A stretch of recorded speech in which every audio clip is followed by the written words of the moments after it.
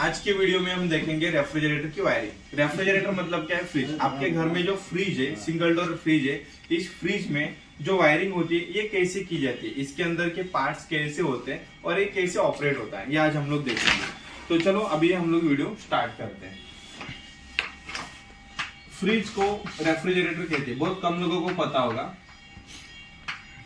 किसी ने आपको पूछा तो आप बता सकते हो फ्रिज मतलब रेफ्रिजरेटर। अब इस रेफ्रिजरेटर दो प्रकार के होते हैं, एक सिंगल डोर रेफ्रिजरेटर और दूसरा होता है double door refrigerator. Single door refrigerator के अंदर वायरिंग करने के लिए कुछ निम्नलिखित पार्ट होते हैं। ये कौन कौन से पार्ट है हम लोग यहाँ पर देखेंगे। सबसे पहले होते हैं सप्लाई फ्यूज, जिसकी कैपेसिटी होती है 5.0 ampere. Second, door switch. Third, door lamp. जो फ्रिज के अंदर जो बल्ब होता है उसको बोलते हैं डोर लैंप, इसकी कैपेसिटी होती है 15 वाट। Fourth, thermostat switch. जो फ्रिज के अंदर तापमान नियंत्रित करता है उसको बोलते हैं थर्मोस्टेट स्विच। आपके फ्रिज के अंदर कुछ समय बाद चलने का आवाज आता है, धीरे धीरे आवाज बंद हो जाता है, वापस 5 मिनट बाद फ्रिज चलने का आवाज होता है। ये कैसे होता है? थर्मोस्टेट स्विच द्वारा। ये तापमान को नियंत्रित करता है। 5 OLP विथ रिले। ज्यादातर सिंगल डोर फ्रिज में PTC टाइप का रिले होता है। एक छोटी ऐसी ब्लैक कलर की डिब्बी आती है जिसको हम बोलते हैं रिले, PTC रिले। और 6 कंप्रेसर। सिंगल डोर फ्रिज में जो कंप्रेसर लगा होता है इसकी कैपेसिटी 18 HP की होती है। 18 HP hermetic sealed unit compressor. और 7 रनिंग कैपेसिटर। ये कैपेसिटर ऑप्शनल होता है। रनिंग कैपेसिटर, जहां पर वोल्टेज की फ्रीक्वेंसी कम ज्यादा होती रहती है या लोड कम ज्यादा होता रहता है, उस जगह पर आप यहां पर कैपेसिटर लगा सकते हो। इस कैपेसिटर की कैपेसिटी होती है 4.0 MFD। अक्सर 4.0 MFD का कैपेसिटर फ्रिज की वायरिंग में लगा होता है। जिसकी सहायता से हम वायरिंग करने वाले हैं वो है supply wire. 3 core supply wire.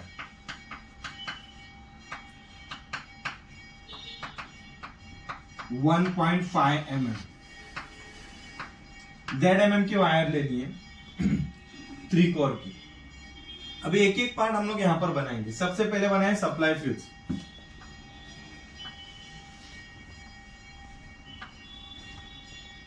Supply fuse पूरे सर्किट का सेफ्टी डिवाइस है। फ्रिज के अंदर कभी शॉर्ट सर्किट हो गया, कंप्रेसर ग्राउंड हो गया या अचानक बिजली का झटका किसी को लगना, तो उस वक्त ये सप्लाई फ्यूज ऑटोमेटिक कट जाएगा और बिजली मतलब सर्किट को जलने से बचाएगा, फ्रिज के अंदर के पार्ट्स को जलने से बचाएगा या किसी इंसान को शॉक लगने के झटके से बचाएगा। इसके लिए फ्यूज होना जरूरी है। Second, door switch. Door switch के अंदर कुछ मैकेनिज्म होता है और इसके अंदर ये जो कांटेक्ट पॉइंट होता है, ये कांटेक्ट पॉइंट कॉपर के धातु के बने होते हैं।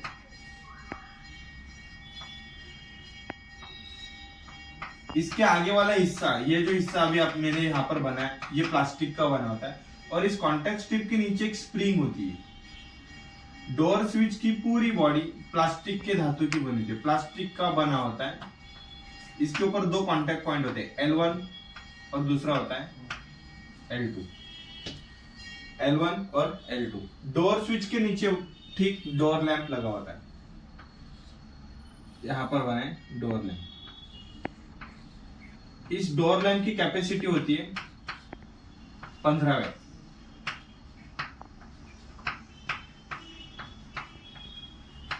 इस लैंप को बोलते हैं नियॉन लैंप।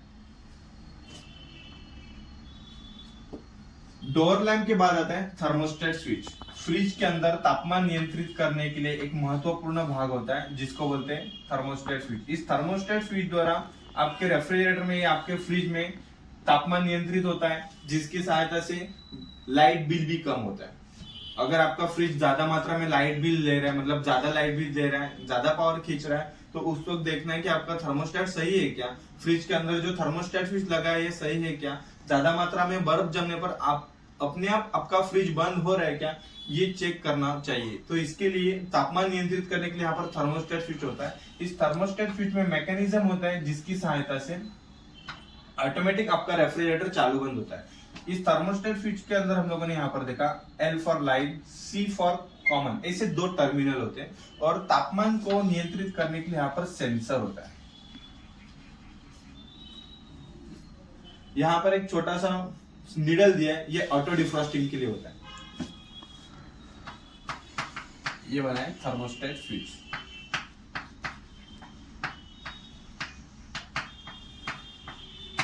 थर्मोस्टेट स्विच के बाद आता है OLP विथ रिले। सबसे नीचे यहां पर हमने बनाया अभी OLP के अंदर ये 2 पॉइंट्स होते हैं, 1 और 3। इसके बीचों बीच नीचे वाले भाग में आया एक रिले।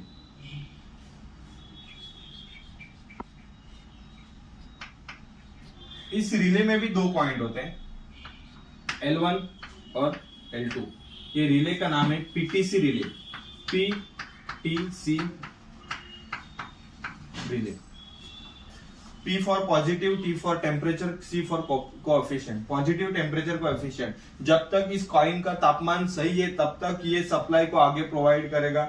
अगर ऑटोमेटिक वोल्टेज बढ़ जाती है, करंट बढ़ जाता है, तो इसके अंदर की कॉइन, छोटा सा सिक्का होता है, टूट जाता है और रिले बंद हो जाता है, कंप्रेसर बंद हो जाता है। तो ये तापमान के अनुसार काम करता है, positive temperature coefficient means PTC। और नेक्स्ट होता है कंप्रेसर। OLP और रिले, इन दोनों के बीच का हिस्सा होता है कंप्रेसर, बीच का भाग होता है कंप्रेसर। इस कंप्रेसर में 3 टर्मिनल होते हैं, C for common, S for start, R for running, CSR। ये जो कंप्रेसर होता है, इस कंप्रेसर की कैपेसिटी 18 HP की मोटर लगी होती है। इस कंप्रेसर को बोलते हैं hermetic sealed unit compressor. Next running capacitor. यहां पर एक बना है रनिंग कैपेसिटर। ये कैपेसिटर ऑप्शनल होता है। 4.0 MFD रनिंग कैपेसिटर, ये कैपेसिटर ऑप्शनल है। ये आप लोड अगर कम ज्यादा हो रहे हैं तो लगा सकते हो, अदरवाइज नहीं लगाए तो भी चलेगा। और नेक्स्ट आता है 3 core supply wire. 3 core supply wire, supply wire में आपके पास सभी 3 तारे होना चाहिए, फेज, न्यूट्रल और अर्थिंग। ये तीनों भी वायर जो आपने लिए, ये 1.5 mm के हो, इतना आपको ध्यान देना है। 1.5 mm के हो, इतना आपको ध्यान देना है। और यहाँ पर जो आप इस सप्लाई वायर के साथ जो पिन लगाएंगे, बोर्ड में लगाने के लिए जो पिन लगाएंगे, इस पिन की कैपेसिटी हो 6.0 एम्पेयर। 6.0 एम्पेयर की आपको एक सप्लाई पिन लेनी है, supply pin top. Supply pin लेकर एक सप्लाई वायर ले लिए, 1.5 mm की वायर ले ली। और अभी हम लोग वायरिंग स्टार्ट करेंगे। वायरिंग स्टार्ट कहां से करना है? फेज से। सबसे पहले फेज को सप्लाई फ्यूज में कनेक्ट किए, सप्लाई फ्यूज के आउटपुट को L1 में कनेक्ट किया, और सप्लाई फ्यूज से और एक सप्लाई आप यहां से भी जोड़ सकते हैं या यहां से भी जोड़ सकते हैं। मैंने L1 से ले ली, L1 की एक सप्लाई थर्मोस्टेट स्विच के लाइन में जोड़ी, लाइन में जोड़े। थर्मोस्टेट स्विच के आउटपुट सप्लाई को हमने यहाँ पर OLP में जोड़ा, overload protector, OLP for overload protector. और OLP के आउटपुट सप्लाई को अभी हम यहाँ पर ऐसे कंप्रेसर के कॉमन टर्मिनल में जोड़ देंगे। इस तरह से हमने फेज वायर को हर एक पार्ट के सीरीज सप्लाई में कनेक्ट किया। अभी डोर स्विच का आउटपुट सप्लाई, डोर स्विच का आउटपुट सप्लाई यहां पर ऐसे लैंप के साथ जोड़ देंगे। ये हो गई फेज वायर कंप्लीट हो गई। अभी आगे है न्यूट्रल। मेन सप्लाई की न्यूट्रल वायर को सबसे पहले डोर लैंप में जोड़ा, और डोर लैम्प में जहां पर आपने न्यूट्रल वायर जोड़ी है वहीं से एक न्यूट्रल सप्लाई आपको और एक्स्ट्रा जोड़कर यहाँ पर रिले के L1 पॉइंट के साथ जोड़नी। ये होता है रिले। इस रिले के ऊपर दो पॉइंट्स होते हैं, एक होता है S और दूसरा होता है M। S for start, M for main या रनिंग। ये जो रिले होता है रिले रिमूवेबल होता है। इस रिले को आप निकाल भी सकते हो, लगा भी सकते हो। आपने यहाँ पर रिले को अभी जोड़ दिया। इस तरह से अभी आपने यहाँ पर रेफ्रिजरेटर की वायरिंग कंप्लीट की। नेक्स्ट बचा आपके पास अर्थिंग। अर्थ को मेन सप्लाई के साथ आपको यहाँ पर ऐसे ग्राउंड करके दिखाना। फ्रिज के बॉडी के साथ, मतलब फ्रिज का जो पूरा बॉडी है, इस बॉडी की किसी भी धातु पे आप अर्थ के वायर को लगा सकते हो। सेम आपके फ्रिज के अंदर जो कंप्रेसर लगा है, ये भी कंप्रेसर धातु का बना होता है, लोहे की धातु का। उसको भी अपने ऐसे एक वायर देके ग्राउंड किए। फिर थर्मोस्टेट स्विच लिया, थर्मोस्टेट स्विच को भी अपने यहाँ पर ऐसे ग्राउंड किया। अर्थात तीनों भी वायर अपने बॉडी के साथ जोड़ दिए, अर्थिंग किया। अभी सभी वायर अपने सही तरह से जोड़ दिए। मेन सप्लाई की फेज फ्यूज में जोड़ी। इस फ्यूज की कैपेसिटी है 5.0 एम्पियर। 5.0 एम्पियर फ्यूज के बाद ये सप्लाई जाती है डोर स्विच में।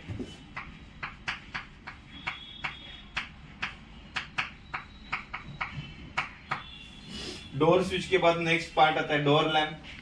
थर्मोस्टेट स्विच, ये है OLP for overload protector. Overload यानी कि ज्यादा लोड आने की स्थिति में प्रोटेक्ट करना, उसकी सुरक्षा करने का काम ओवरलोड प्रोटेक्टर करता है। This is OLP। Next compressor, 1.8 HP का कंप्रेसर होता है, hermetic sealed unit compressor. Next PTC relay, और यहाँ पर है running capacitor 4.0 MFD microfarad. 4.0 MFD का यहाँ पर रनिंग कैपेसिटर लगा। मेन सप्लाई की फेज फ्यूज के द्वारा अपने डोर स्विच में लगाई। डोर स्विच के आउटपुट सप्लाई को लैंप में लगाएं, ताकि ये जो डोर स्विच होता है ना, ये फ्रिज के अंदर के लाइट को कंट्रोल करने के लिए होता है। अब फ्रिज का दरवाजा खोलते अंदर की लाइट चालू हो जाती है। कैसे? फ्रिज का दरवाजा खोलते ही ये जो स्प्रिंग होती है, अंदर की स्प्रिंग, ये स्प्रिंग ऐसे फैल जाती है। स्प्रिंग फैलने से दोनों कॉन्टेक्ट पॉइंट आपस में जुड़ जाते हैं, और दोनों कॉन्टेक्ट पॉइंट आपस में जुड़ने से ये सप्लाई आगे लैंप में जाएगी। फेज लैंप में गई, यहाँ से न्यूट्रल गई, लाइट जलने लगी। आपने फ्रिज का दरवाजा लगाया, आपको आवश्यकता नहीं है तो आपने फ्रिज का दरवाजा लगाया। जैसे आप फ्रिज का दरवाजा लगाएंगे तो ये नॉब अंदर चला जाएगा। नॉब अंदर चला जाने से ये जो नॉब है, ये नॉब इस प्लेट को पुश करेगा, जिसकी सहायता से स्प्रिंग भी यहाँ पर दब जाएगी। पहले से फैली हुई थी जब तक उसके कांटेक्ट पॉइंट जुड़े हुए थे, अभी स्प्रिंग दब गई, यानी कि उसके कांटेक्ट पॉइंट अभी ऐसे क्लोज हो गए। कांटेक्ट पॉइंट यहाँ से क्लोज यानी कि बंद हो गई। अगर कांटेक्ट पॉइंट टूट गए तो सप्लाई आगे नहीं जाएगी, फ्रिज के अंदर की लाइट आपकी बंद हो जाएगी, जबकि आपको आवश्यकता भी नहीं है।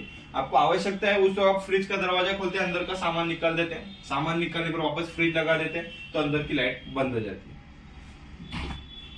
डोर स्विच के इनपुट में जो सप्लाई आई थी, यही एक फेज सप्लाई आपने यहाँ पर थर्मोस्टेट स्विच में जोड़ी। थर्मोस्टेट स्विच की एक सप्लाई लाइन में जोड़ दी, और थर्मोस्टेट स्विच के आउटपुट सप्लाई को आपने OLP के एक C पॉइंट यानी कि 1 नंबर के पॉइंट में जोड़ा है। अभी थर्मोस्टेट स्विच का काम क्या है? फ्रिज के अंदर तापमान नियंत्रित करना। अगर आपके फ्रिज में ज्यादा मात्रा में बर्फ हो रहा है या ज्यादा मात्रा में ठंड उत्पन्न हो रही है, तो उस वक्त ये सेंसिंग बल्ब जो फ्रीजर के ठीक लास्ट वाले पॉइंट में लगा होता है। आपके फ्रिज के अंदर ये जो फ्रीजर होता है ना, सिंगल डोर फ्रिज में ऐसे छोटा सा फ्रीजर होता है बॉक्स में। इस फ्रीजर में अगर ज्यादा मात्रा में बर्फ जमने लगती है तो ये सेंसर यहाँ की ठंडी हवा को सेंस करता है। इस फ्रीजर के सेंसर को लगभग -7 डिग्री सेल्सियस का टेम्परेचर, -7 डिग्री सेल्सियस का टेम्परेचर लगने पर ये थर्मोस्टेट स्विच अंदर के कांटेक्ट पॉइंट को तोड़ देता है। ये जो L और C के बीच में जो कॉन्टेक्ट होते हैं, इस कॉन्टेक्ट को तोड़ देगा। कॉन्टेक्ट टूटने से यहाँ पर C मतलब कॉमन, ये सप्लाई आगे कॉमन में जाना बंद हो जाएगी। कॉमन में अगर ये सप्लाई नहीं गई, अर्थात OLP तक अगर ये सप्लाई नहीं गई, तो आपका कंप्रेसर बंद हो जाएगा। वापस जैसे कंप्रेसर बंद हुआ तो फ्रिज के अंदर हीटिंग बढ़ना चालू हो जाएगा। जो -7 टेम्परेचर था, ये धीरे धीरे 0 डिग्री पे आएगा। जैसे ऊष्मा बढ़ेगी, सेंसिंग बल्ब को हीट मिलने लगी, तो सेंसिंग बल्ब वापस इसके अंदर के कांटेक्ट पॉइंट को जोड़ देगा। इसके अंदर एक मैकेनिज्म होता है, ये हम लोग नेक्स्ट वीडियो में देखेंगे कि थर्मोस्टेट स्विच के अंदर कैसे मैकेनिज्म होता है, ये तापमान को कैसे नियंत्रित करता है। रेफ्रिजरेटर के अंदर या फ्रिज के अंदर सही मात्रा में, उचित मात्रा में तापमान जमने पर ये थर्मोस्टेट स्विच यहाँ से सप्लाई को तोड़ देगा, और ये सप्लाई OLP में जाना बंद हो जाएगी। OLP में अगर सप्लाई नहीं गई तो कंप्रेसर बंद हो जाएगा। इस तरह से आपने यहाँ पर थर्मोस्टेट स्विच की सप्लाई को 1 नंबर के साथ जोड़ा। अभी आए मेन सप्लाई की न्यूट्रल। मेन सप्लाई की न्यूट्रल वायर को सबसे पहले डोर लैंप में जोड़ा है और डोर लैंप से यही एक सप्लाई अपने रिले के साथ जोड़ी है। मतलब मेन सप्लाई की न्यूट्रल आपको कहां पर जोड़ना है? रिले पर। मेन सप्लाई के न्यूट्रल वायर को आपको रिले पर जोड़ना है। ऐसा क्यों? क्योंकि फेज वायर में करंट होता है। प्रोटॉन इलेक्ट्रॉन आपने पहले वाले वीडियो में देखे, बेसिक इलेक्ट्रिसिटी में मैंने जब पढ़ा था उसमें आपने देखे कि प्रोटॉन इलेक्ट्रॉन क्या होता है। ये जो फेज है, इस फेज में करंट होता है और ये करंट फ्यूज के मार्फत थर्मोस्टेट के सीरीज में OLP में जाते हैं। OLP एक छोटा सा 30 रुपीज का एक छोटा सा पार्ट है। अगर ज्यादा मात्रा में करंट है, ज्यादा मात्रा में वोल्टेज आ गई या फ्रिज के अंदर लाइट कम ज्यादा हो रही है, उस वक्त ये ओवरलोड प्रोटेक्टर सप्लाई को तोड़ देगा। सप्लाई टूट गई तो कंप्रेसर में सप्लाई जाना बंद हो जाएगा। अगर ओवरलोड प्रोटेक्टर ने सप्लाई को बंद नहीं किया, ये कंटिन्यूसली अगर इसके अंदर सप्लाई जा रही तो उस वक्त ये सिस्टम को जलने से बचाने के लिए यहाँ पर OLP लगा है। उस वक्त कंप्रेसर की बॉडी आपकी ओवरहीट हो जाएगी। कंटिन्यूसली सप्लाई जा रही, ओवरहीट हो जाएगी।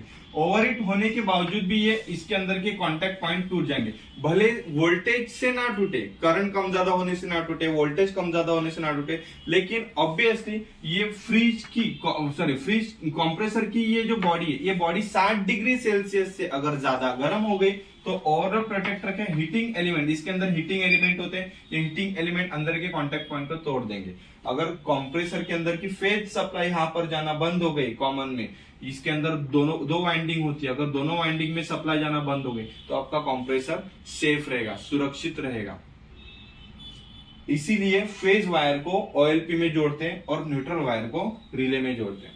फिर रिले के ऊपर कनेक्ट करके इस पूरे रिले को हमने यहाँ पर स्टार्टिंग सप्लाई में यहाँ पर जोड़ा। इस तरह से यहाँ पर वायरिंग कंप्लीट की। अभी यहाँ पर हम लोग देखेंगे ये जो कैपेसिटर है ना, ये ऑप्शनल मैंने बोला था। ये ऑप्शनल मतलब क्या है? आप कभी कभी देखो फ्रिज आपका सही तरह से चलते रहता है, लेकिन अचानक कभी फ्रिज के अंदर की लाइट जलती है, कंप्रेसर बंद हो जाता है, तो उस वक्त आप क्या करेंगे? उस वक्त आपको देखना है कि ये जो रिले है, इस रिले के पास और OLP के पास सप्लाई वायर लगा, टेस्टर लगा के चेक करना है। सप्लाई आ रही मतलब यहाँ तक रिले ओके, यहाँ तक कनेक्शन बराबर है। उस वक्त ये जो रिले में एक पॉइंट दिया था L2 ऑप्शनल, यहाँ पर आपको कैपेसिटर जोड़ना है। एक कैपेसिटर लेना है मार्केट से, आप ये 40 रुपीज का कैपेसिटर लेके आएंगे। एक सप्लाई वायर आपने L1 के साथ जोड़ दिए और कैपेसिटर के आउटपुट सप्लाई L2 में जोड़ दी। ये कभी करना है जब फ्रिज के अंदर वोल्टेज कम ज्यादा हो रही है, करंट कम ज्यादा हो रहा है, लोड कम ज्यादा हो रहा है, तो उस वक्त उस जगह पर आपको एक कैपेसिटर लगाना है। अक्सर गांव एरिया में क्या होता है, रात के समय में या शाम के समय में लाइट कम ज्यादा होती रहती है, बारिश के सीजन में भी लाइट कम ज्यादा हो रही है, तो उस वक्त कंप्रेसर को स्टार्ट करने के लिए, उसकी स्पीड को बढ़ाने के लिए आपको यहाँ पर कैपेसिटर लगाना है। इसीलिए ये ऑप्शनल रहता है, आप लगा सकते हो या नहीं भी लगा सकते। लगाने से कंप्रेसर की स्पीड बढ़ेगी और एफिशिएंसी बढ़ेगी, कूलिंग ज्यादा मात्रा में होगी। ज्यादातर आपको 4.0 MFD का कैपेसिटर लगाना है। इस तरह से हमने स्टेप बाय स्टेप पूरी वायरिंग कनेक्ट की। Okay, thank you.